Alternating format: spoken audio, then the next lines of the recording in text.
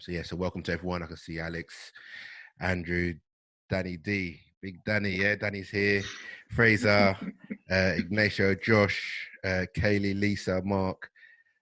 Guys, welcome to everybody joining us for our first ever live Academy Football Network podcast.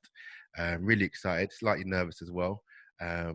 But today we are joined by a very, very special guest, somebody that I looked up to a lot actually during my time working with him. Watched him from the window and seen him going all the runs, up early, never late. Probably like a true inspiration in terms of how somebody should work in academy football and football full stop. And he left no room for the boys to have any excuses in terms of what was required of them.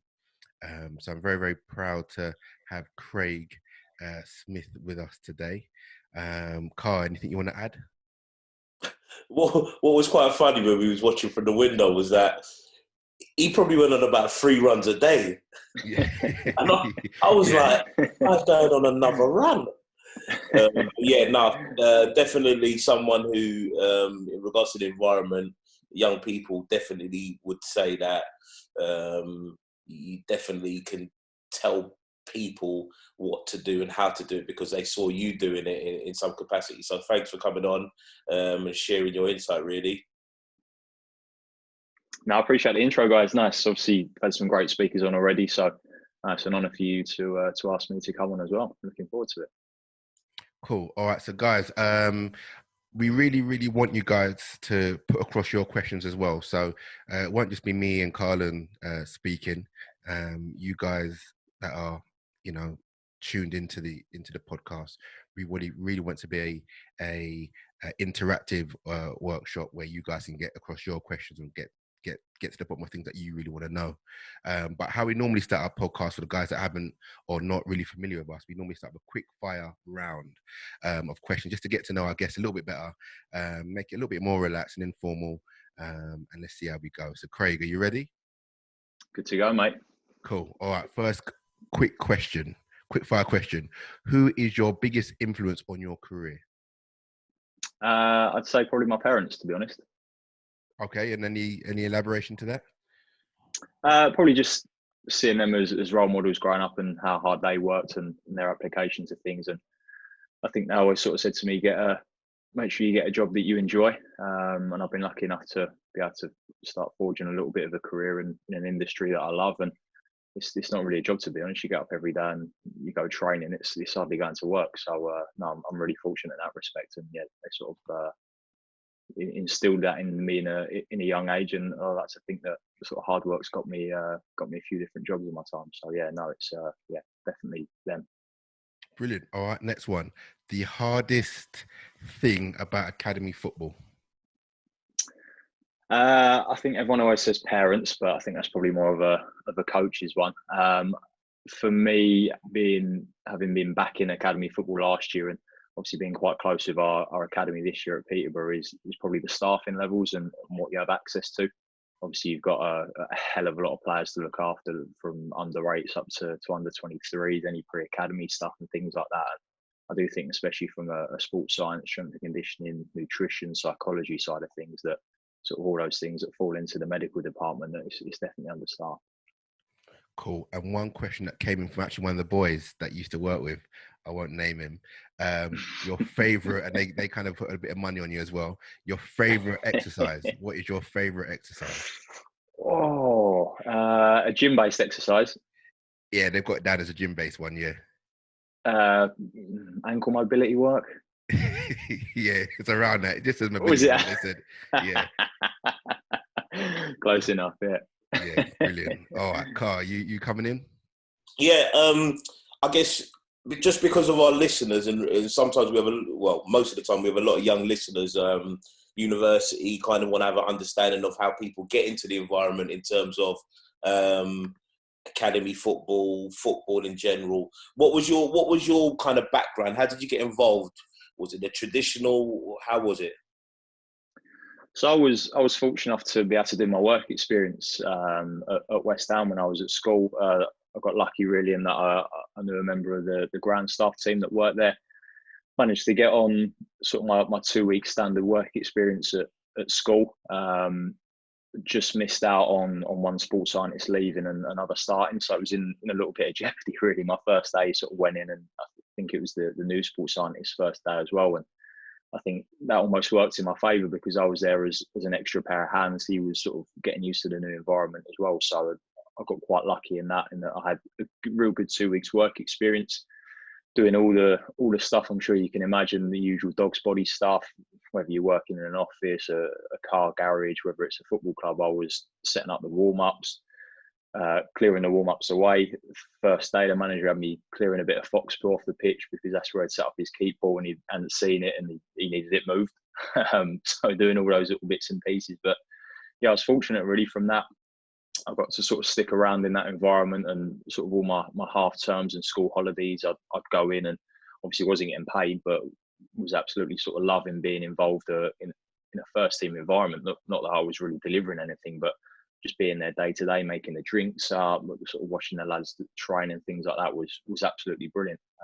So that obviously stood me in great stead. Off the back of that, I managed to get a role with the academy at West Ham as well. I was working mainly with sort of under 15 and 16 teams, and off the back of that, I was working with the ladies first team for a while as well. So yeah, that sort of inroad and being able to sort of volunteer some of my time as such, that look, at the time I was 16, 17, 18 and didn't see it as volunteering really. I was seeing it as getting to go into the club I supported and being around professional football, which is what I wanted to do for my career, and start to get a real good insight into sort of the world of sports science and strength and conditioning in professional football.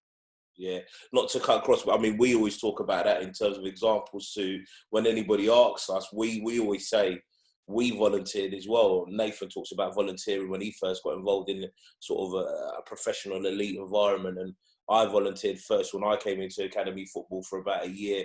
I think sometimes young people don't see that inroad in terms of volunteering. Others do. They do it in sort of a professional sort of way in terms of internship. But it's that sometimes I do feel like that people that want to get an inroad straight away want to get an inroad to a paid profession, which is understandable in terms of, you know what I mean, people have gone through their education, done university and stuff. But it's always refreshing to hear that people, you know what I mean, they started off by either volunteering or, do you know what, I just came in and watched people and watched. So it's quite good in terms of hearing that. I'm glad I didn't do my sort of volunteering. I was at Barrett's shoe shop for a little bit. So, yeah, I'm glad I didn't pursue that career. What was you? Did you study sports science at university? Yeah, so sort of geared my A-levels up to what I needed to study at university, and yeah, went and did a sports science degree at St Mary's over in Twickenham. Yeah, cool. Nice. And did you ever have to go back, or did you ever have to sort of touch base in regards to support? I mean, what did you do in terms of your history? In terms of, well, I was at uni in terms of working. Yeah. When you was at uni. Yeah, so obviously that was for me to go off and get the qualifications I needed, really, in terms of being able to then get a full-time paid job in the long run. I was doing bits and pieces at uni. I managed to get a placement at Charlton for a year, filming the under-16 and under-18 teams and doing more performance analysis. I did my dissertation on that as well, and being able to use, obviously, the coding from the games that I was doing there. I was doing sports coaching as well. So Saturday mornings, used to do athletics coaching with kids. We used to do multi-sports camps in the half-term weeks as well. So any real opportunity I had to be able to sort of do some coaching and also sort of challenge myself in different sports as well. So the athletics coaching on a Saturday morning, like I'd never done any athletics. I was fortunate enough, I was paid to put through doing my sort of level 1 UKA. Which gave me some sort of great base coaching ability, I guess, in terms of coaching young people. But yeah, sort of tried to keep my eye on when I was at university and do a few different bits and pieces. I was coaching from, obviously, the kids on a Saturday morning. By the time I was in my third year, I was coaching one of our university football teams as well. So I'd managed to get myself a real good experience with different age groups, boys, girls, males, females, and be able to get sort of a real good sort of armory to the amount of different people I was coaching in different environments as well. A Cool. great questions coming here from Andrew. He's just finishing his university degree, and he's really interested in strength and conditioning. What would be the best course of action that you could possibly say for him to do now? Definitely go and get some experience if you haven't already. Again, like I think Carlin said, whether that's any paid work that's out there, that's probably quite limited as a young coach. I think even when I was at uni, there was so many graduates coming out every year. I remember my first induction week. Well, bits of it I remember. We had a careers meeting on the first day. Coming to the sports science room. These are the people that graduated off your course last year, however many it was, and these are the percentage that are working in sports science. I think it's about 1%. It's such a competitive industry that, again, being able to sort of go out and have some experience on your CV, and as almost, I guess, a recruiter now, that we look for studentships, placements, internships, whatever you want to call them, that I think if a CV comes in and you're looking at somebody that's gone and sort of put themselves out there and got some experience and gone and done it off their own back, really. I think with some of the university degrees, you can do like a work placement module. But I think people that can go out there either doing it that way or going out and sort of sorting your own experience out and showing sort of willingness. And again, those unpaid positions and internships or whatever you want to call them, that they're not only really great for your experience, but I think also reading off a CV as well, that if you've got some experience in the environment, then you're obviously further along than other people. And is there a perfect time when to start looking for these roles? Because I know sometimes you can maybe go through different websites, but is there a specific time in the season where internships or placements come up? I think naturally so for us now, going into the end of the season, hopefully at some point, we're quite proactive in what we're trying to do. Clubs will be looking over the off season, during pre-season. Obviously, if it's through a university as well, sometimes that holds place until September, October, when all the students have started back. But again, even throughout the course of the season, it can be quite a closed environment, football. But there's plenty of sports out there. There's plenty of clubs out there. There's so many local teams, and obviously at the moment nobody's really doing anything. But hopefully, when things get back to normal, that there'll be lower league clubs that have got no staff or no paid staff and are looking for an extra pair of hands. That, you know, that's great experience for somebody if they're willing to let you come, and whether it's watch sessions, whether it's come and get a little bit of practical experience as well. Then I know a lot of people that have sort of gone along to places and just sort of watching what's going on, get your foot in the door, and from there go and get jobs off the back of it, really. Okay, brilliant. And I know just kind of transitioning away now from getting your experience, and now you're in the door. What are the main differences? Because looking at our audience, we've got a real split between grassroots, first team, women's, academy guys all in the room. What are the main differences between academy, women's football, and first team football from a strength and conditioning point of view? I think it's knowing your environment and a needs analysis, probably from a business end of it, that everywhere's different, every club's different. Again, whether you work in Cat 1 Academy, Cat 3 Academy, whether that it's men's first team, women's first team, that again, being able to sort of analyse who you're working with, what you've got access to in regards to your facilities and things like that, that again, simple things such as what you're doing for maybe your injury risk reduction strategies will obviously be very different in women's football than men's first team football, and that will probably look different to youth team stuff as well, depending on what ages you're working at. I think across all three, as a coach, and sort of going back to how competitive the environment is, you need to have that unique selling point. Why are people going to remember you? Why are people going to give you the job out of all the other hundreds of people that are applying? Again, it's a closed industry at times. Not a lot of jobs get advertised. I think, especially in the S&C world, sports science, things like that. That again, most of the jobs that I've managed to get, I've not applied for. There's not been an advert for. That again, you build relationships with coaches, with players, and things like that. That again, people move on in different roles. That a lot of the time, if you can get mentioned for something, again, what's your unique selling point? Why are people going to say to somebody, yeah, this is, what about this guy? What about this girl? I think they'd be great for this role that's come up. So-and-so's left, so-and-so's coming in. It's that sort of industry where sometimes it's not what you know, but it's who you know.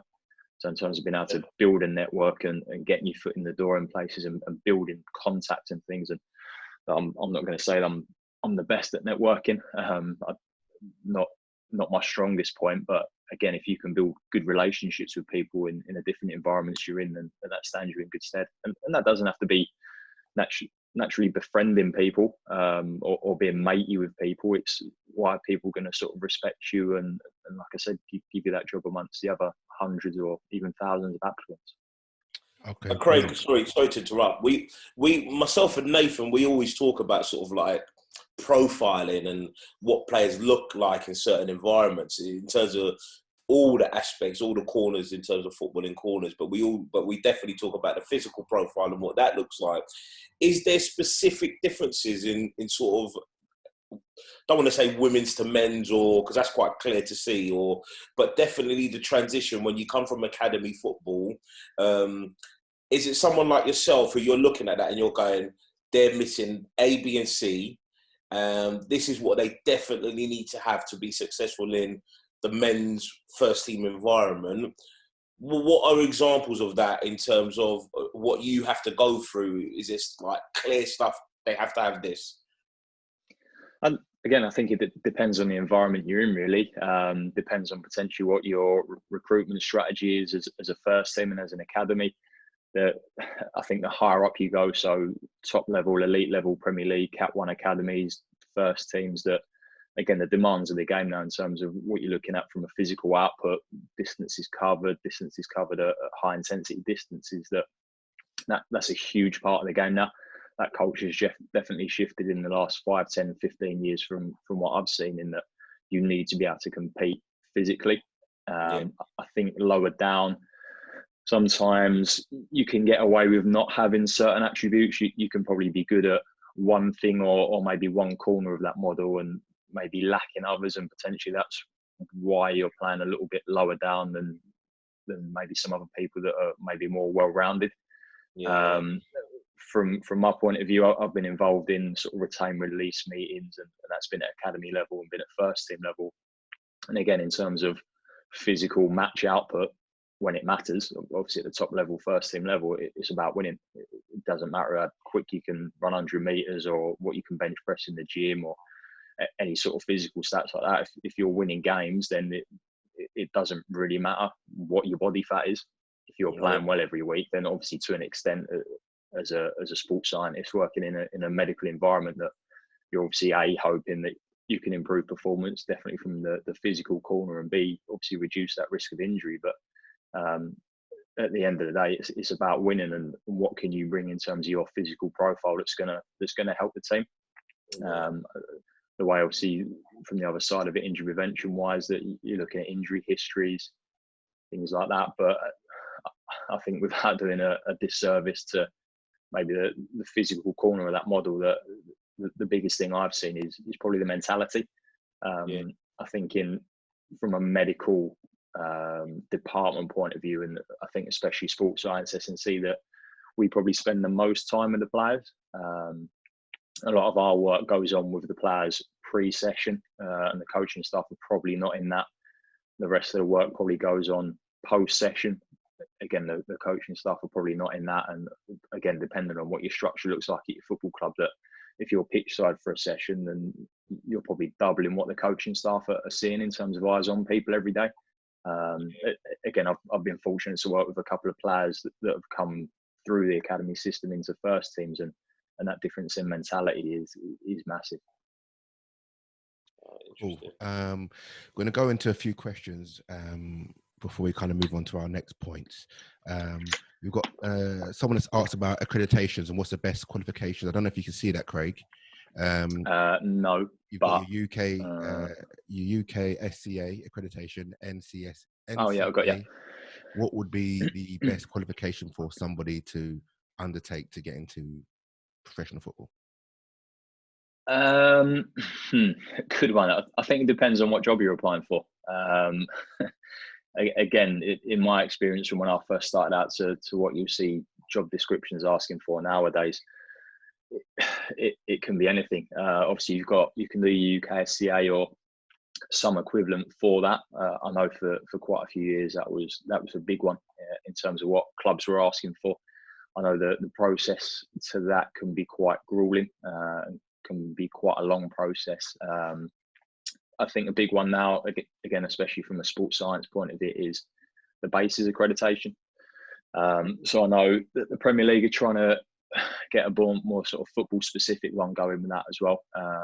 Obviously, a master's now in terms of university studies is quite a big prerequisite as well. Again, I think it's a difficult one in terms of depending on if you really wanted to sort of pigeonhole yourself down a route in terms of, right, I really want to be an S&C coach, then a UKSCA accreditation is probably more relevant to you than a BASES accreditation. I think a master's in any discipline, obviously sort of sports science, S&C related, sports rehab, whatever sort of pathway that may be, is important nowadays as well. But in terms of prioritising one, I think it's a difficult one. Like I said, a lot of it now is probably education based. That again, that shift towards a master's being sort of a desirable thing maybe 5 years ago is now an essential thing for a lot of job descriptions. And in 5-10 years time, that will probably shift to a PhD. Again, like we were saying earlier, in regards to the amount of graduates there are and the amount of qualified sports scientists or S&C coaches, that you really need to sort of try and set yourself out from the rest, especially if you're a young person and haven't got that sort of contact or network base and haven't got that experience. Okay, brilliant. I'm going to try and do something new now and bring in Niall. Hopefully he will be coming across. Let's see if it works. So Niall's got a question centered around GPS data. Niall, are you there? Can you hear us?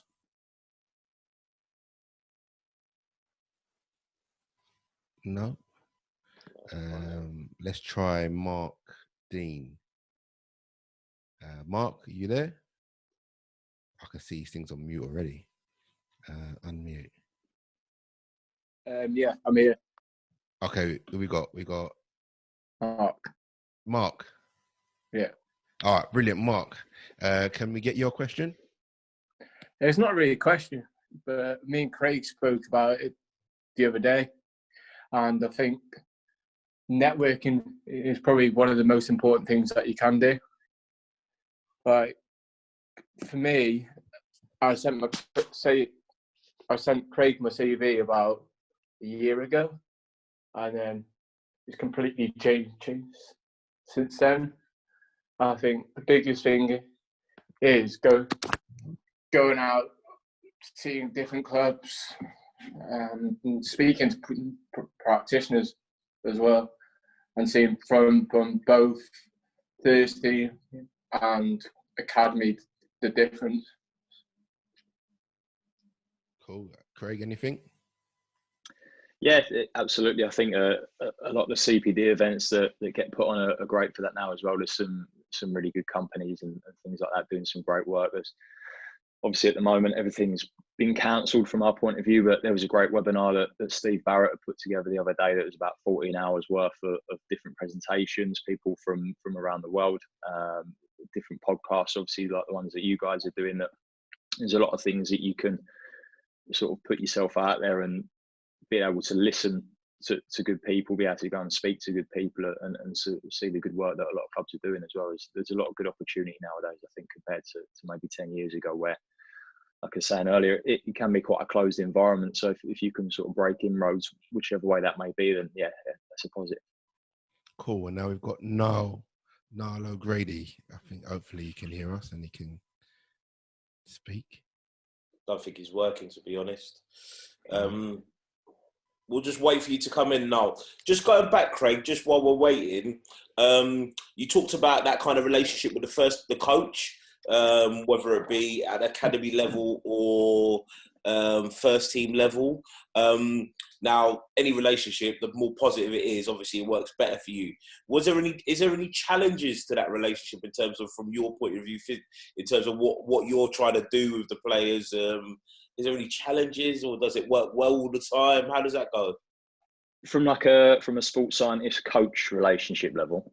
Yes. Yeah. I think the biggest thing that I've noticed is probably the lack of education to coaches around what sports science can bring. I was fortunate enough last season to go up to St George's for a couple of days with the Advanced Youth Award and spend a bit of time with the coaches there. Yeah. I think in terms of, like you were saying earlier, with the four corners, the physical component's almost glossed over a little bit in that it's not really coaching. If you're in a pro club, you've got a sports scientist or a fitness coach to do that, which I think makes it difficult. You'll have a lot of different managers with different sort of backgrounds and their knowledge of sports science as well, whether that's from their playing days. I think nowadays, obviously, a lot of sort of younger coaches and managers coming through that have maybe had exposure to working with sports science or GPS or anything like that, are obviously a little bit more maybe in tune with it and open to it and sort of knowing what value it can bring. Yeah. I think that's an important thing with building a relationship with maybe a coach that you don't know. Again, I've been there quite a few times, and it's never a good situation in terms of the manager that's departing, but you might be going into work with a new manager at a new club. There might be a new manager coming into the club that you're working with, and obviously trying to build that relationship as early as possible. And I think potentially at times sort of showing what value you can add. I'll never forget, sorry to interrupt, but I'll never forget the time that I was working with the 14s group and I had a session planned, and the S&C lead came over to me, goes, "What are you trying to get out of them physically?" And he kind of threw me for a little bit. He goes, what are you trying to get out of them physically? And I was like, you know, the key word the coaches always says, I want to get intensity out. And he was like, what do you mean by intensity? And I was like, well, I want them to get to a level that at the end of it, they're either really sweating, really panting. And he was like, it's too small or it's too big. And I can't remember at the time. And he said, so from that moment on, it got me thinking, actually, although I probably know that they got to run, actually, I probably need to work more closely with the S&C to see how I can maybe get the benefits in terms of physically. So it was just that little bit that threw me, like, no, you're getting the wrong thing out. So I do believe it's kind of a positive relationship that needs to happen with coaches, really, how they could do that. Yeah, definitely. And I think that happens over time as well. That, again, I've worked with plenty of different sort of coaches and managers where sometimes it can take a while to build that trust. Sometimes it doesn't happen. Sometimes it happens quickly. I'm quite fortunate at the moment that I work with coaching staff who make my life easy, really. They're quite switched on to that physical corner, I guess, when you come to planning your sessions and what day of the week certain drills could potentially fall on, depending on what your sort of microcycle looks like throughout the week and things like that. But yeah, building that relationship is pretty crucial. And like I said, I think sometimes in terms of the education for what coaches get, and that's across the board, that's from sort of academy all the way up to sort of first team coaches at maybe pro license level, that I think there is a little bit of lack of education to the coaching staff for maybe what they can get out of it. Nice. Nath? Yeah, so I was just looking at some of the questions online. Sorry there. We've got one. I know we couldn't get Niall in, but Niall's question was, how and what could you do the collection of GPS data pods from player in training? Any specific targets set for individuals, or what would you take from the data, both at senior and academy level? So I'll start first team, because that's more relevant to where I'm at the moment, in that we have the live data every day in training. I think, like I said already, my job is made quite easy day to day, and that the coaches have got a pretty clear idea of what they're trying to get out of the session physically. We'll look at a couple of key metrics each day. Tuesday's probably our biggest day for looking at sort of high speed and sprint exposure and how close players are to max velocity as well.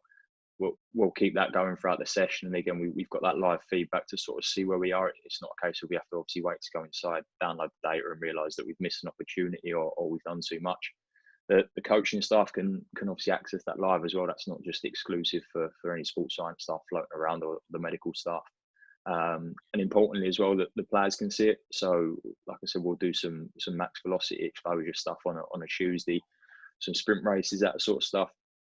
Players will be interested, naturally competitive, to see what speed they hit and to see sort of percentage wise where they are away from their top speed as well. Closer to a game, so for example, Thursdays, Fridays, we'll be again looking at sort of overall distances, again looking at our high speed and sprint distances, but for a different reason. Obviously, we're looking not to fatigue the players too much going into a game, and looking for that sort of taper effect into the back end of the week. again, that's live on the side of the training pitch every day, so it's quite easy to manage and monitor. We don't have too many days or too many drills at all, really, where we're sort of going, this isn't quite what we're looking for. Like I said, the coaching staff are quite clued on in their planning in terms of what different drills to elicit. I think from my experience as well, working with different managers, different coaches, you've probably got your eye on different things. I've worked with coaches where you're probably trying to rein them in a little bit in terms of the session might be a little bit harder than maybe what you want on a certain day. The other side of it being if there's a lot of tactical work or a lot of shape work, a lot of stop-start coaching, you might not be getting what you want physically out of a session. That might go for certain drills as well. Again, building relationships with coaches is that they might be doing certain drills on certain days that you think may be better on a different day of the week, if that makes sense. So you might be getting loads of massive areas and loads of sprinting done the day before a game, which again, fatigue-wise is probably going to be quite negative going into a game the next day. Building that relationship with the coach might be saying, look, I like the drill you're doing. This is what it's chucking out, but it might be better on a different day of the week for this reason, X, Y, and Z. You're not maybe as much going in and telling the coach that you don't like his drills or you don't like the way he's managing, which is probably a negative if you're trying to build that relationship. I think at academy level, again, it can be really useful in training, especially if you've got players that you're managing. Again, depending on how low in terms of age groups that you're going with your GPS data, and if you've got that live, that again, looking at any potential maturation data that you've got, if you're looking to manage players' exposure in sessions and bits and pieces, maybe from a return to train event as well. If they've had a serious injury, it can obviously be a benefit. We use it on match days as well, so we'll have the game live on the GPS data, so we'll have a rough idea of where we're at in terms of what distances we're covering and the intensity of what we're working. Again, a lot of the time the coach's eye is pretty close to what the data is saying, but again, in terms of pulling some individuals from time to time, it can be useful on the match day as well. And obviously we go back to first team level. Winning games is so important. Looking at data across the course of a season, what makes us win, if you can be pulling out certain stats and trends like that to look at any patterns that potentially physically might be attributing to you winning or losing games, it's obviously a bonus as well. On an individual basis, again, depending on your philosophy of potentially your academy and your first team, again, going back to those retain release meetings, that if a manager at any level or academies, depending on what their philosophy is, are trying to produce or trying to play physical players, again, sometimes being able to look at physical data, and if you can identify players that maybe are or are not capable of doing what the manager wants in terms of outputs, then that can obviously be a big tool as well. But we have it live all the time. In terms of individual capping stuff, like going up to the manager and saying player X has covered 6K today, he needs to walk in. I know it happens at some clubs, and look, everyone's different. I'm not here to say whether that's what. Sorry, Craig, is that something that all the coaches, stroke managers, I know we've got loads of questions coming in, but is that something? It's those sorts of things. I think, you know what, he's got to 6K. S&C saying he needs to come in. Is that something that happens, or is it something that you kind of have to fight sometimes against? I think, again, it depends on your environment, and it depends on your relationship. For me personally, and again, this isn't right or wrong, I think sports science, especially in the last sort of few years where we've been given a little bit more rein, you can almost be the bad guy. I fear for players at academy level nowadays. I mean, I'd hate to think if somebody like a David Beckham would have made it in this day and age in regards to his set piece ability. Because if he wanted to stay out for an extra couple of hours taking free kicks, you've probably got a sports scientist dragging him off the training pitch with a couple of big rubber bands and telling him to go on. So I think from that end of things, we probably need to be a little bit more conscious of an industry that, yes, we're trying to do the right thing in managing loads and trying to obviously reduce the injury risk to young players and making sure they're not overloaded. And obviously in terms of the longevity of their careers, you don't want that to finish before it started. But again, I think it can be a difficult one sometimes when, again, it might be the end of the session on a Friday at first team level, for example, somebody wants to stay out and practice a bit of finishing for 5-10 minutes, or the session as a whole, you might get to an hour on your watch and say, that's enough, gaffer, but you've still got 20 minutes of set pieces to do. So where do you sit with that? That maybe from a physical side of things, you think the players need to get off their feet. But if you can see the goal off a set piece the next day, then you're probably getting lifted by the manager because you said he couldn't practice his set pieces. So I think we need to be quite conscious around things like that. Again, I think as we get a little bit more rain, we probably need to step back and realise that we are support staff, that if a manager or a coach wants to play a certain way, then we should probably be preparing the players to be able to do that. It's not for us to say that a player can only run 10 kilometres in a game. But if we're saying that you can only run 6 kilometres in training, then what happens when you go to extra time in a game and people end up running 10, 14, 15 kilometres? Then we're really sort of restricting the ceiling of where people can get to. But again, I think in terms of the intensity of the work, sometimes it is important. And a lot of things go into that. I think using the GPS on its own is a little bit naive. Again, if you've got certain individuals that are maybe coming back from injuries that you're trying to manage their sort of training load or the minutes or their exposure, but again, it can be useful and can be a useful tool. Again, if you're linking that with any sort of wellness measures that you move in, and if you've got a player that you know is quite sore anyway or quite susceptible to injury, that again, you can probably use the GPS data to sort of back yourself up with some of that decision making. But if you go 10, 15 minutes over on a Thursday, 2 days before a game because you've had a change in personnel, you've had a change in shape, the gaffer wants to keep working on stuff, like I think sometimes who are we to say to the gaffer that you can't coach the players? I think if there's a real risk of individuals getting injured, then yeah, we absolutely have to step in. But again, I think building that relationship and things like that, if you can manage load a little bit differently across a week, if you know a manager's especially got a tendency to do certain things on certain days and go on for an eternity, then you can probably manage that in your planning a little bit better. But yeah, no, we don't set, and everyone's different. I'm not saying that's right or wrong, but we don't set a capped value on people to go, this is all you can do. We'll have a training sort of philosophy, you know what I mean? Just very interesting in regards to environment and how people see it from the outside and what actually really happens. So yeah, do you want to fire questions, Nate? Yeah, we've got a really good question from Mark Edwards, talking about self-isolation, and can you offer any strength and conditioning advice to youth grassroots players at home? Follow the guidelines as best as you can from the government would be first thing. It's obviously a difficult time for everyone at the moment, but I think grassroots players are probably not too dissimilar to players at the lower end of the English Football League at the moment. Seeing a lot of stuff on social media of Premier League players, what they've got access to at home, whether that's if they've got their own home gyms anyway, or if the clubs are sending stuff out to them en masse. I think maybe League One, League Two, Conference and below, that a lot of players are probably in the same boat as the general public in that they don't really have access to anything at home.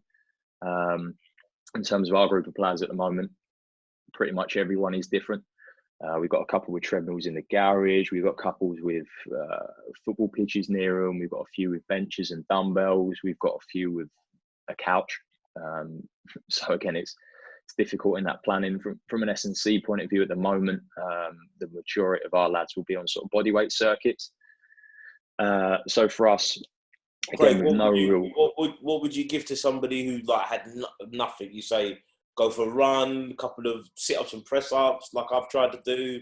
Yeah, that's the basis of our programs at the moment. Really, the lads have got home programs to do in their living rooms that they can do with no equipment. Things like press-ups. If they've got a resistance band, can maybe do some band pull-apart work. A lot of floor-based core exercises, lower body work, squats, lunges. Things like that are really simple to do around the house. If you can get outside, if you've got sort of suitable footwear and suitable surfaces to work on, that again, things like getting out for endurance-based runs. If you can throw some intervals into that and different bits and pieces, that for us, it's probably not too dissimilar to an off-season in that you might get somebody who goes away on holiday for 2 weeks, might have real limited access to what gym facilities they've got. A young player who goes home to his parents for a couple of weeks that may not be able to afford a gym membership and might not have anything at home. That again, a lot of the stuff we're doing at the moment is probably not too dissimilar in terms of access to grassroots players, young and old. Really, there's a lot of stuff you can do around the home. There's a lot of good stuff on social media at the moment as well. definitely not the video I put out there, but there's a lot of good other stuff going on as well with personal trainers that are putting stuff out, different ideas. I know Joe Wicks is obviously doing the home-based PE stuff. That there's a lot of stuff you can do. I think people are really focused around, I can't go to the gym or I can't go to football training. That there's still a hell of a lot of things you can do that will keep you fit and conditioned, or to some extent during this period. Brilliant. And I think it kind of ties into Mark. You can speak, Mark Edwards. So if you want to speak, you can. If you've answered the question sufficiently. I think he's on mute, mate. No, he's on mute. He's got to unmute himself, I think. Then we've got Andrew, who's coming with another question around grassroots again. And it's kind of focused on the clubs that don't have or are not fortunate enough to have a sports scientist. I don't think any grassroots clubs that are going to be youth-based really do have a sports scientist, unless they've got a volunteer. So what information can you share to enhance players from a scientific level? I think as a coach, again, it goes back to that education thing of maybe the physical corner, where there's probably not that much out there from a CPD point of view for coaches. I think from a warm-up point of view, things like the FIFA 11 Plus that you can get online. For me, I'll still use that as the basis for my mobility warm-ups every single day. And that's obviously based on research. That's freely available out there, I think, on the UEFA website as well, which obviously is a free resource for anyone to use. And it is really straightforward and simple for a coach or a parent's go and use a layman as such that's not a qualified sports scientist. That it is simple and it is easy to conduct. You don't really need any equipment. Again, a lot of it's sort of lower body lunge pattern, squat based work that's easy to do. I think from a fitness and conditioning point of view, obviously around what you're doing with your training, just being logical really. I think rather than sports science, a lot of the time it is sports logic. Like as a grassroots club, if you're trying to get your players fitter and you're just playing rondos all session, then you're probably not going to get that much fitter because it's physically not that hard. I think like the point Carla made earlier with the S&C coach sort of questioning what he wanted out of the session. I think in terms of just being a little bit more logical around things, to think that this is what I want to get out of my players. How am I going to do it? Again, I don't think you necessarily have to be a qualified sports scientist or an S&C coach to be able to do that as much. Again, depending on how many days a week that you train and things like that, that if you're training on 5-a-side courts every night, then you're probably not going to be able to get that much big long distance running in. But there's probably a lot of different things you can mix up with runs outside of small areas and different bits and pieces like that. And again, there's a lot of good stuff out there on social media and YouTube and that yeah, there's a lot of noise, but there's some real good stuff out there to give you a bit of inspiration for what you need to do as well. But I'd definitely, from a warm-ups point of view, be looking at the 11 plus stuff. That's great material. Yeah, just listening to what you say, linked to Andrew's question, I think that's quite, in a grassroots environment, I think that's what you were saying around, if you work in a small area, don't expect to see the long distance running gains.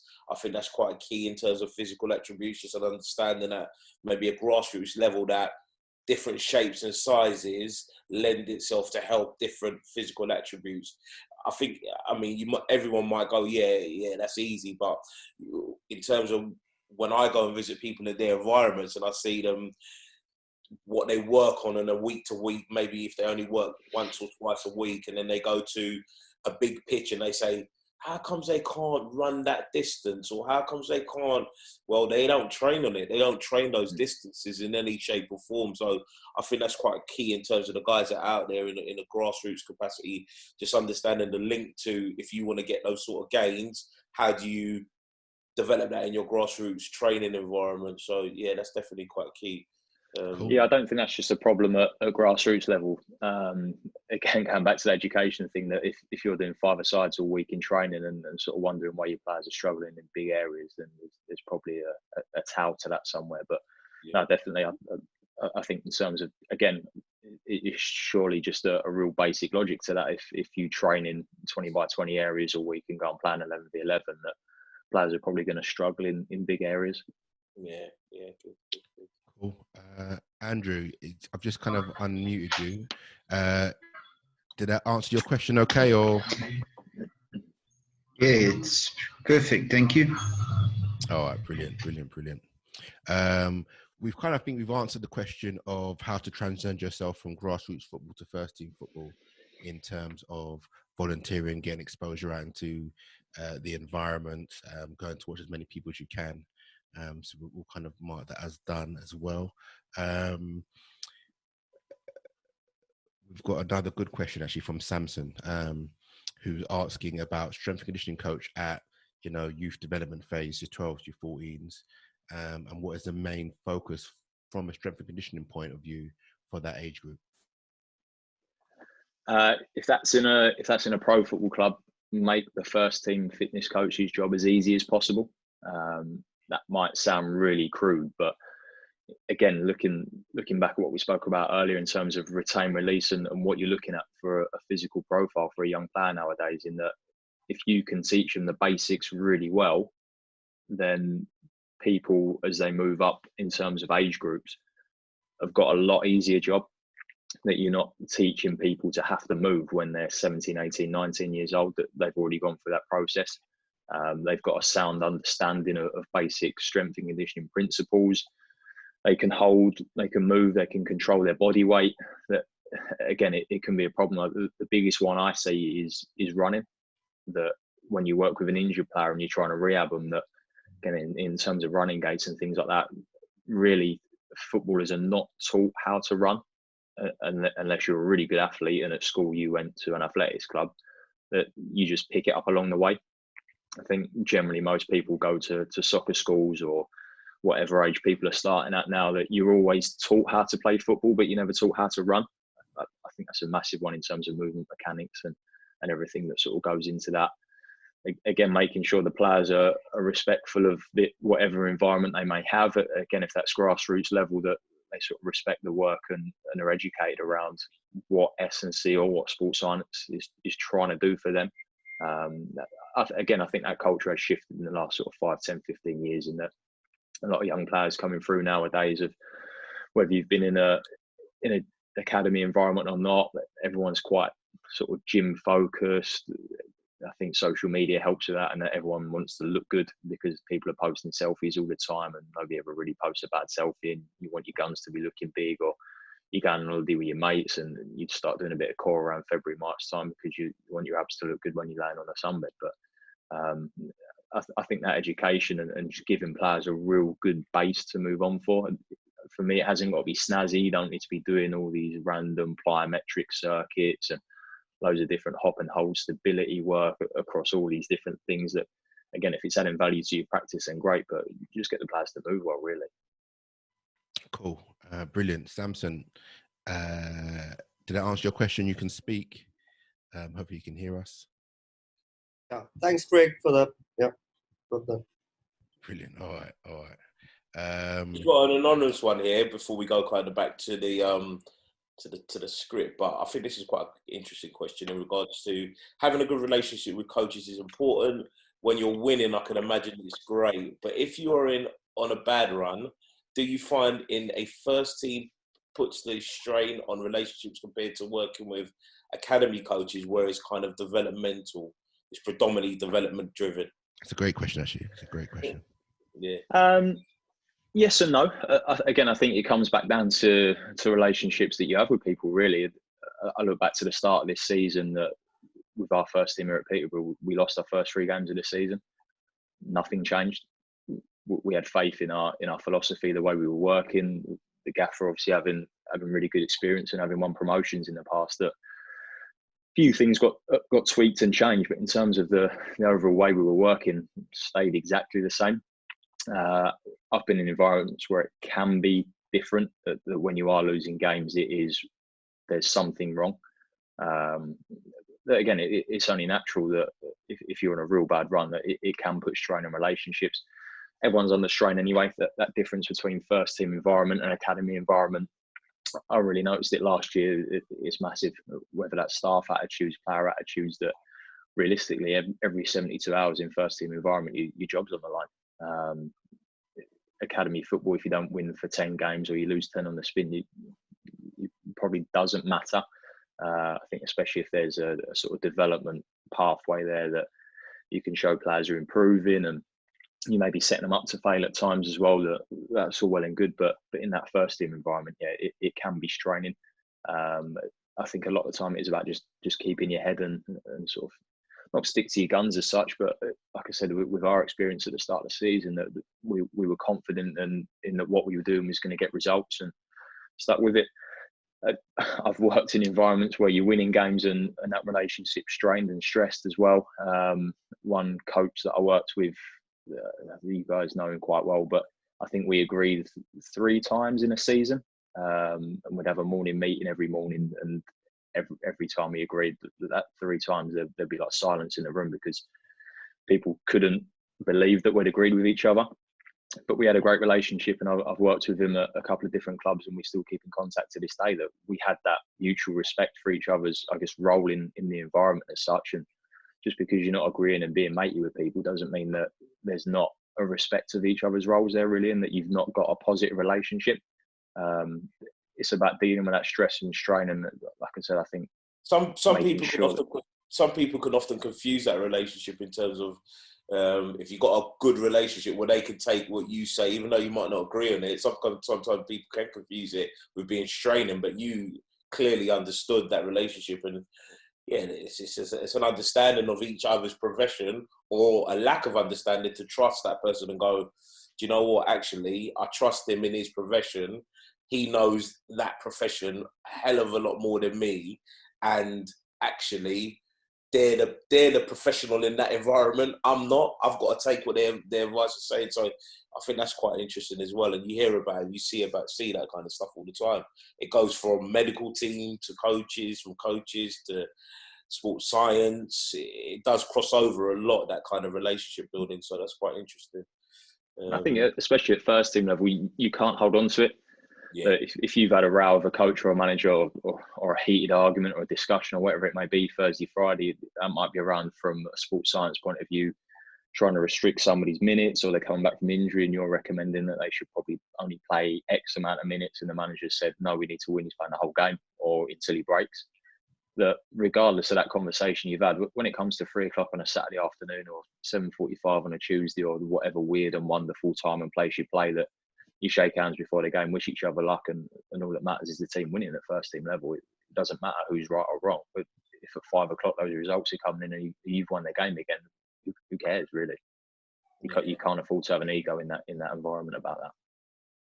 Yeah, interesting. Cool, brilliant. And a question that's coming, that's not on the system, but I'm quite keen to get the answer to this, Craig, because obviously you've worked at, let's list some of the clubs: Peterborough, obviously there now, Watford, Stevenage, Northampton, Charlton and West Ham, and you've done first team academy. But for our first on the podcast, really to have somebody that's been a practitioner in ladies or women's football, looking at the recent move by Chelsea in England to individualise programs around menstrual cycles, what are your thoughts on that, and how far down should that go? Because obviously the women's game is getting bigger. You're finding that academies for females are getting more and more serious from 14s, 15s, 16s, which is really encouraging. So what information could you give around menstrual cycles and that kind of thing? I think for me, it was a while ago now when I worked in women's football, and things have developed a hell of a lot, and it's absolutely brilliant. I think things like that, I was surprised how long it has taken for people to start measuring different things that would be different in the women's game to the men's game. I think if you were working in men's first team football and you were looking at sort of wellness markers and things like that cycles throughout the month, you'd be mad not to be looking at something that is potentially going to increase somebody's risk of injury or potentially decrease their performance, whether you're looking at things like you may not be recovering as well, whether it may be a change in mood, whether it may be a change in sort of markers you're putting out in screening and testing. I think it's massive. For me, I'd be looking at it's another wellness marker, it's another data point, it's more information on a player. Again, whether your player's telling you something verbally, especially from my point of view in the men's game, that they're not quite feeling right today because of X, Y, and Z. That if you're not monitoring that in whatever gender you work with and whatever level, that if you've got access to be able to monitor that information, that you'd be mad not to. I think it's absolutely massive. Cool. Oh, brilliant. We've got another question from Vashun. Hopefully I pronounced that correctly. How can strength and conditioning be incorporated into grassroots programs where they have access to players only 2 to 3 times a week and limited equipment? I know we kind of briefly touched upon that in a question beforehand, but let's say, for example, limited time, Craig, only spend, what are your thoughts on that?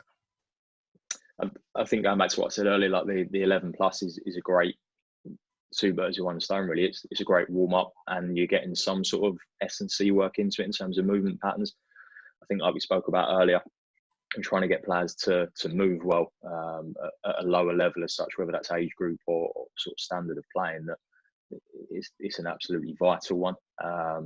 Again, going back to sort of your session planning and having a real good think about what you want out of that physical corner. That there's a lot of stuff that comes out in the press about Mourinho's probably the classic one that comes out, says I don't use GPS. I've got a way of working. I've got a philosophy. I believe in it. You had the stuff with Sarri the other year at Chelsea saying that you don't see weights on a football pitch, so we don't do any. Again, probably the underlying factor in that is that you've got some sort of session plan throughout your week, whether that's any tactical periodization for the season, whether that's your weekly microcycle, whatever you may think of it, of that your session plans are not just focused on your tactical outcomes, your technical outcomes, but you're really thinking about what you want physically out of the players on each day. If you want to get a pitch-based strength work in, you can. Like for us, we use max velocities every Tuesday if we've not got a game. The hardest thing the hamstring can do on EMG is sprint. There's so many goals nowadays. The vast majority of goals are scored with a sprint in action before the goal, whether that's the player running into the box to score, whether that's a counter-attack that, again, teams are open on the break, whether that's a winger driving forward and sprinting in. That if to sprint faster, practice sprinting. You can do stuff on the pitch that you don't necessarily have to have a gym and an environment like that to be able to do it. That, again, working sort of long duration, real tight, small-sided games, 1v1s, 2v2s, 4v4s is a blow on the legs. So for anyone that's played, or whether that's five-a-side with your mates, or you used to play pro, semi-pro, you know that you can do pitch-based sessions that will, from definitely a lower limb perspective, make your legs hurt. Like you don't necessarily have to have a squat rack to be able to do that. So I think definitely having a lot of consideration into the physical corner and what you're trying to get out of your session. Brilliant. Vashun, did that answer your question okay? Yes, thank you very much. Okay, Bash, where are you calling from? Where you coming in from? Bermuda. Bermuda. Oh, wow. Worldwide. Yeah. Worldwide. Podcast term worldwide. International, you are. Yeah. All right. Wow. What time is it over there? It's 2 p.m. Okay. Not too bad. All right, Bash. Thanks a lot. Yeah. So that question was Thank okay. you. Craig answered it. Okay. Yes, very well. Thank you. All right. Brilliant. All right. Cheers, Bash. Carl, anything you want to move on? Hold on. Let's get one more in. Mark Dean is talking about over-reliance on GPS data for collecting its sake. I know a lot of academies have the best, and a lot of stuff goes into running and the 10K a game and all that kind of stuff. Craig, is there too much reliance on GPS data? Yes. Like I said, we have it live every training session, every game. I probably jazzed it up a little bit earlier and made it sound like we use it a lot.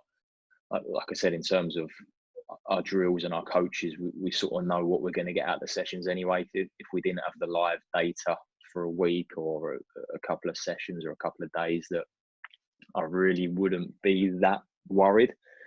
I do think there's an over-reliance on it, and it's important. I think it's great data, and especially around return to training staff and reintegrating players and things like that. It's really, really good. And for coaches' feedback, again, depending on what you use it for, it's obviously a great tool if you can start creating drill databases, and again, that physical corner and being able to sort of show coaches what each drill elicits, that it's useful. But yeah, in terms of the reliability of the data, it's obviously good. and there's a lot of stuff now published with what FIFA have done in the last few months in terms of actually standardising the units and sort of grading them to an extent. But it's the same as any technology. There's always error in it. If you're going to go to a coach, and again, like we said earlier, just because the players run 6K in a session, does it mean that they're walking off the training field? Yeah, not sold for me. Again, depends on, that's not necessarily right or wrong, depends on your philosophy and the way you work. But I think it's just it's another useful tool as a sports scientist or an S&C coach. Cool. Just what you was talking about, it kind of links to what you spoke about earlier, because you talked about education around coaches needed to be educated in regards to S&C and how either useful it can be and over reliant.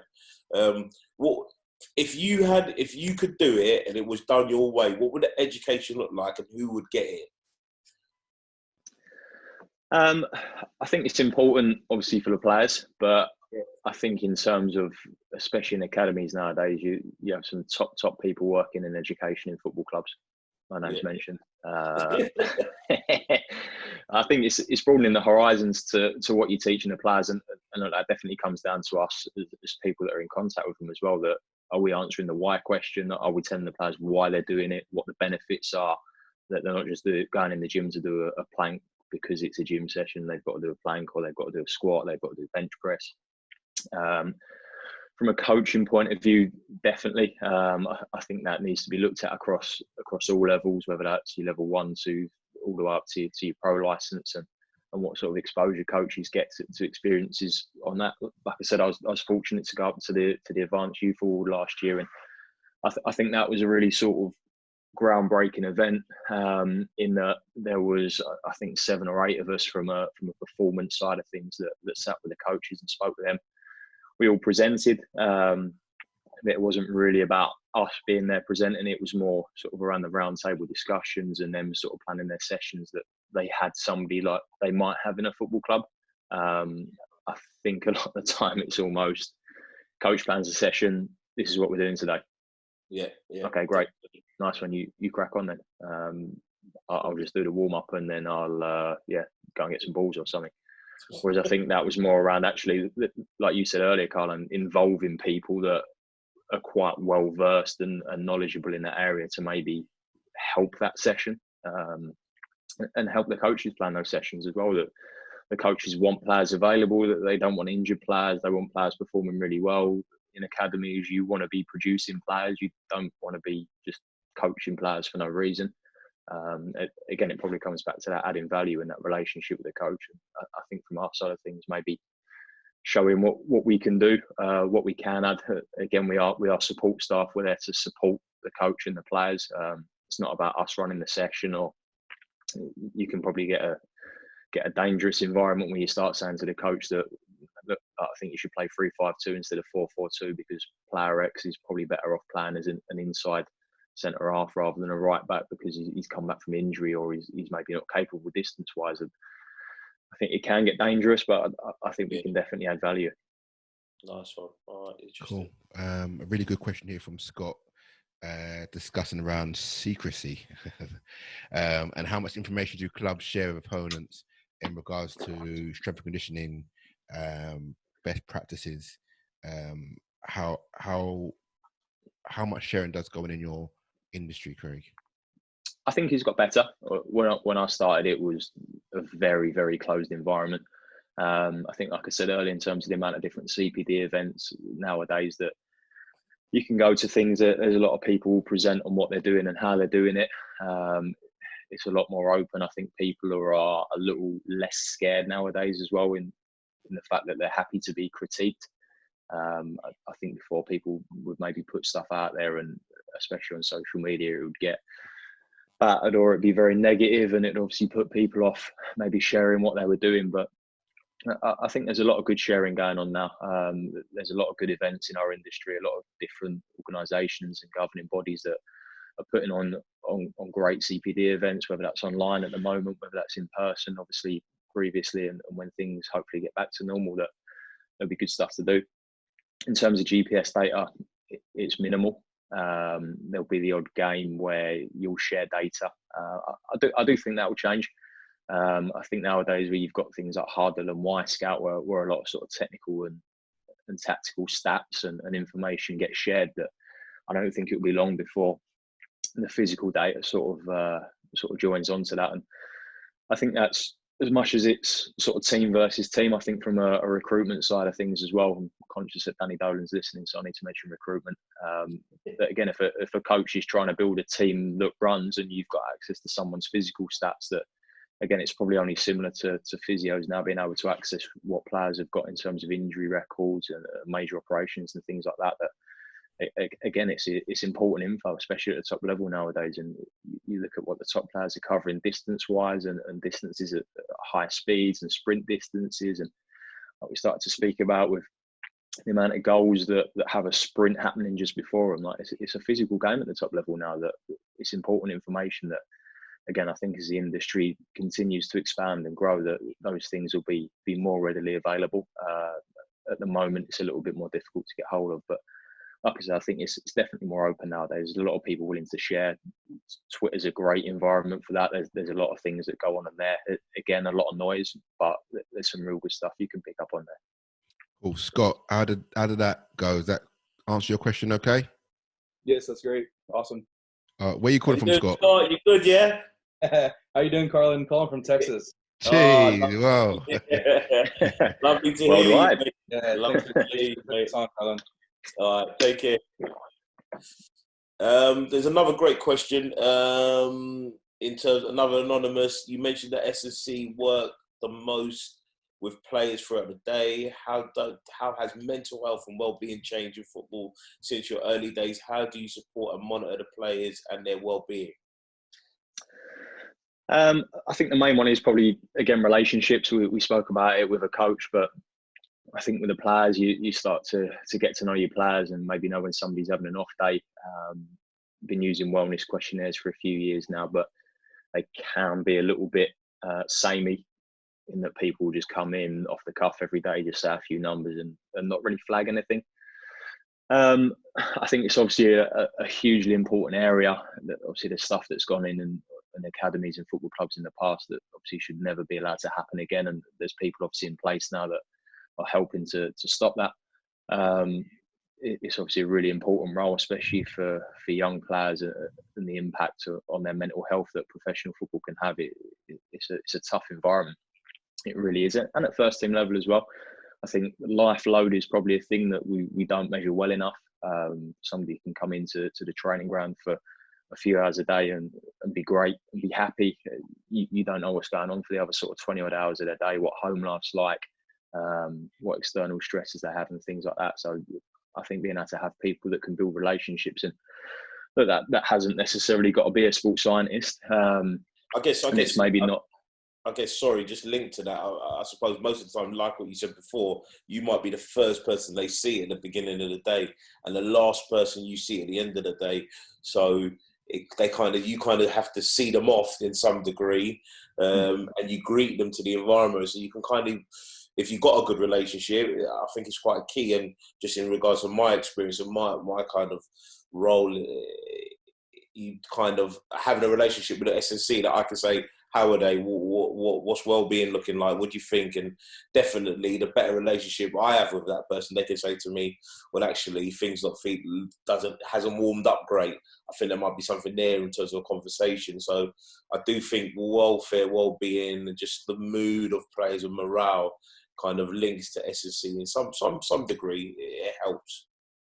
I think it works the other way as well. That I think it's good for us now and coaches as well to have other people, and like we spoke about earlier, professionals in other sort of industries and other areas of expertise to lean on. That if a player comes to us with a problem, we're not necessarily versed or qualified to be dealing with it. We can obviously flag it to the relevant people and try and help players in that extent as well. So I think it definitely works both ways. But yeah, I think it's important, try and get to know your players, knowing how they're reacting to certain situations. And again, everyone has good days and bad days, but I think it's important to be able to work as definitely a holistic backroom team, that whether that's an education point of view, a welfare point of view, whether what they're doing in the gym, coaching staff, how they're training, again, if you can start to sort of pull all those people together and talk about things like that, then you've got more chance of helping the players, really.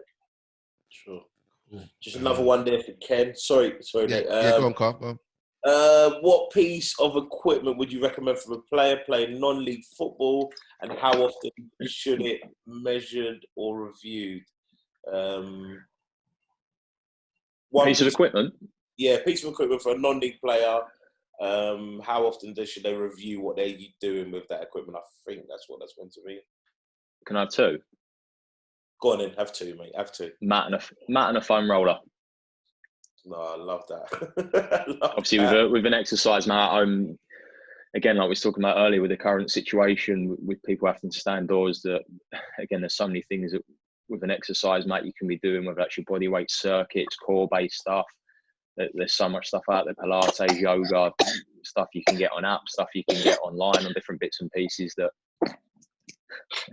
there you go.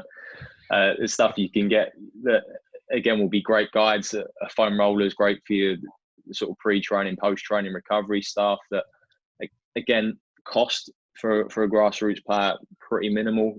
I'd like to think you'd be able to. Well, certainly before the last 2 weeks, you'd have probably picked both up for about 20 quid, whereas now it probably costs you about 200 quid as there's a massive demand for it. But I think those two bits of equipment, that they're easily transportable. If you're a non-league player going and playing at different games, different grounds with medical staff taking things, it's lightweight, it's easy to move, it's cheap, it's effective, it's got loads of different uses. So yeah, I'll have two. Sorry.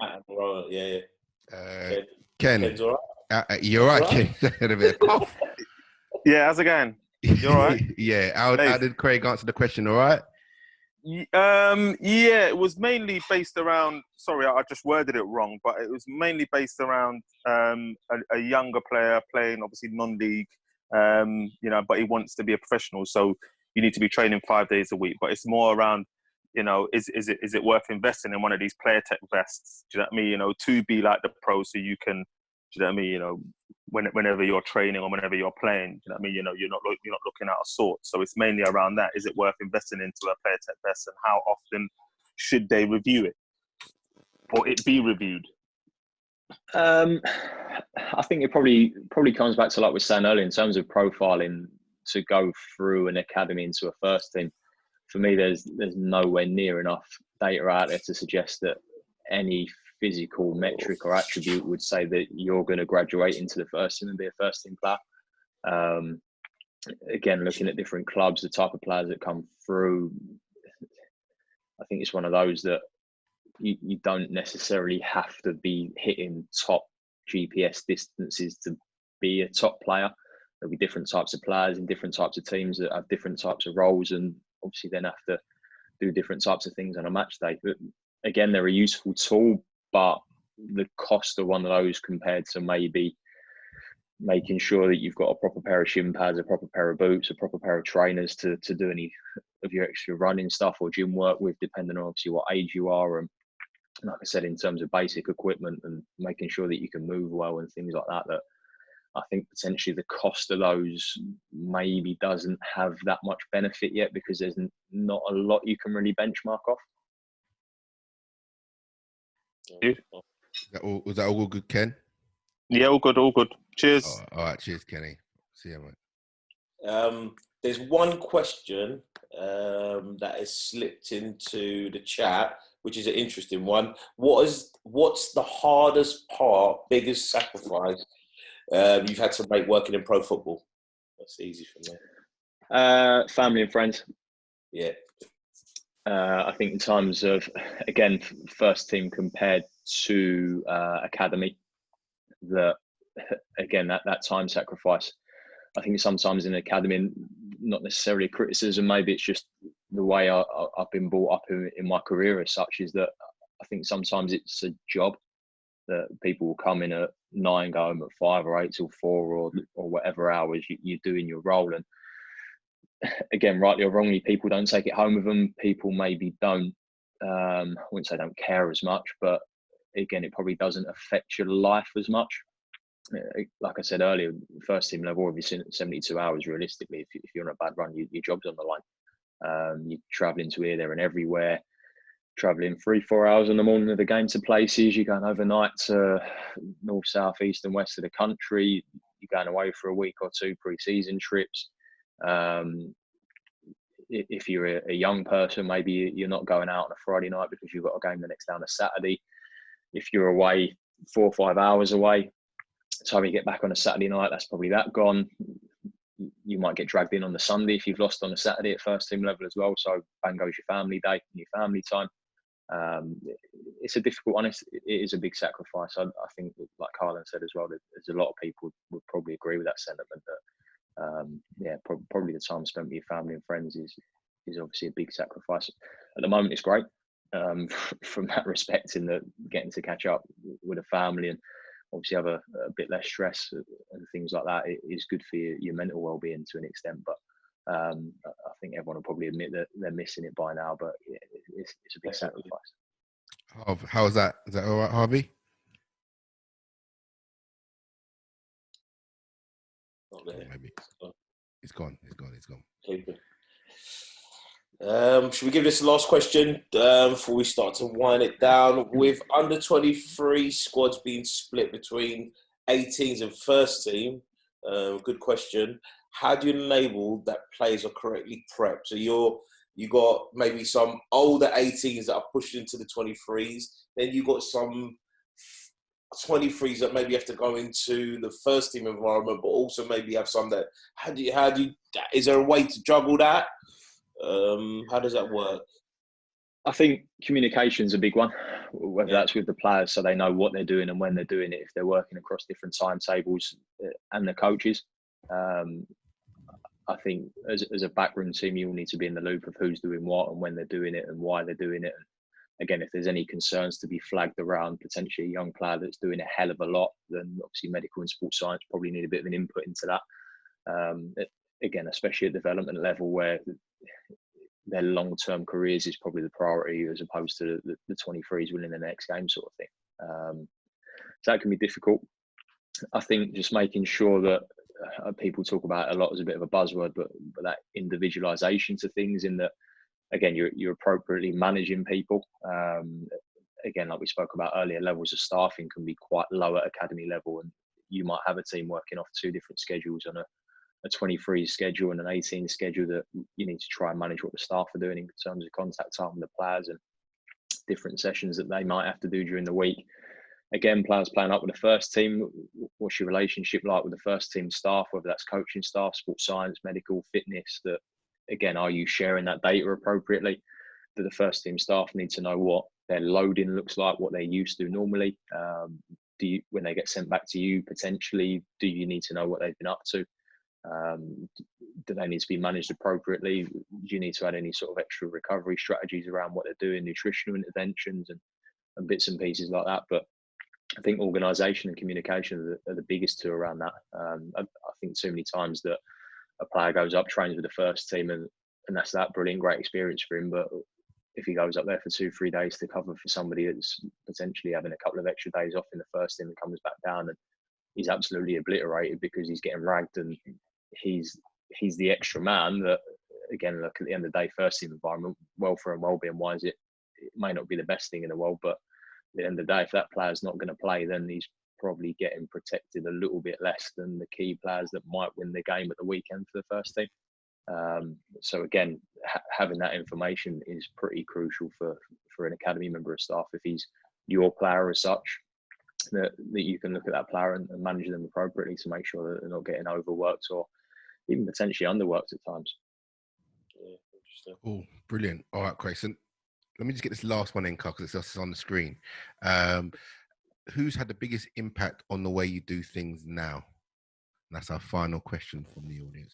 Who's had your biggest impact on the way you do things now, Craig? Again, like I said earlier, in terms of probably the way I was brought up and things like that, in terms of my attitudes around things and how I tend to go about my day-to-day stuff. I think in terms of coaches, managers, players, I've been really fortunate to work with a hell of a lot of good ones.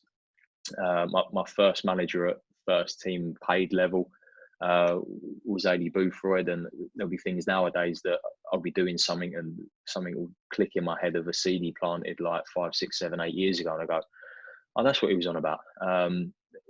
He pushed me really hard and made sure that I wasn't comfortable in my environment. He was great for me. Probably I think as a sports science and an S&C industry, sometimes, and it's great that there's a lot of experienced practitioners out there that we can learn a lot from, but we're working in the football world. There's a lot of good football people that you can learn from. I had the pleasure of working with Andy King when I was at Northampton, and Glenn Roeder when I was at Stevenage. That as football people, that were probably the two people I've worked with that probably had the least sports science experience from their playing days and maybe what they'd experienced when they were managers and that side of things. But from a football perspective, I was like a sponge around them.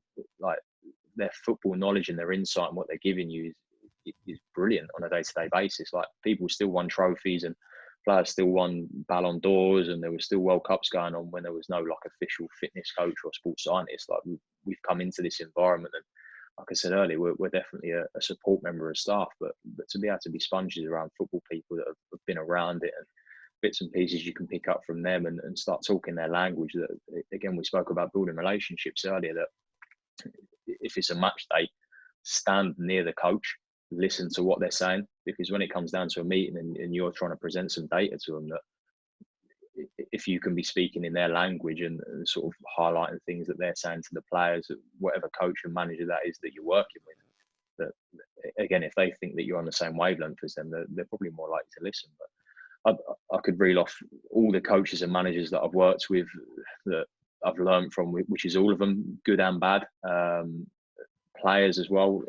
Again, I think my experience in having worked across different age groups, men's and women's football, I think the amount of different people you get to work with on a day-to-day basis, that they help sort of mould and shape the way you work.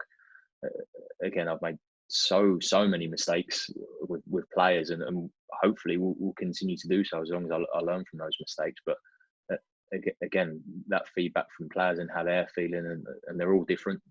The things you pick up from them, and like I said, the amount of coaches and managers I've worked with, that's probably another podcast to go on with different stories and reasons for bits and pieces like that. But again, like I said, especially early in my career, the people that sort of push me in that I'm grateful to, definitely. Nice, isn't it? We normally finish off with an advice corner, but I think this whole show has pretty been much of like the advice corner of the show. I don't know what you think, Carl. Agony aunt, yeah. No, I think obviously the questions, first time doing it, the questions kind of bring a different kind of twist to it. Yeah, we usually finish with advice, but based around the questions, we've got loads of good stuff out there for the people that have been listening or will listen to it in the future. I just want to say thanks. Really insightful. Gave a real understanding to what goes on in the environment, but at many different levels. So yeah, thanks a lot. Yes, Craig, thank you very, very much. For all the guys that are listening, the podcast will probably be available within the next 2 or 3 weeks on Spotify, iTunes, YouTube. But we'll let Craig have the final word. No, thanks for having me, guys. I said to Nathan and Carlin in the week as well, and last week, that if anyone needs anything else, I appreciate it's flown by the time we spent chatting. But obviously, I'm on Twitter as well. I think a lot of the stuff that got put out for the podcast was circulated with my tag in it. So if anyone's got any questions to ask, drop me a message. I'm obviously a little bit more free time than I'm used to at the moment. So especially young guys and girls out there that are trying to make their way, I always find it quite difficult to maybe tap into people in a closed environment. But any further questions or things like that, feel free to drop me a message, and I'll try and help and answer those as best as possible as well. Great stuff. Great stuff. All right. Cheers, Craig. Guys, thanks a lot. Cheers, guys. All right. Take care.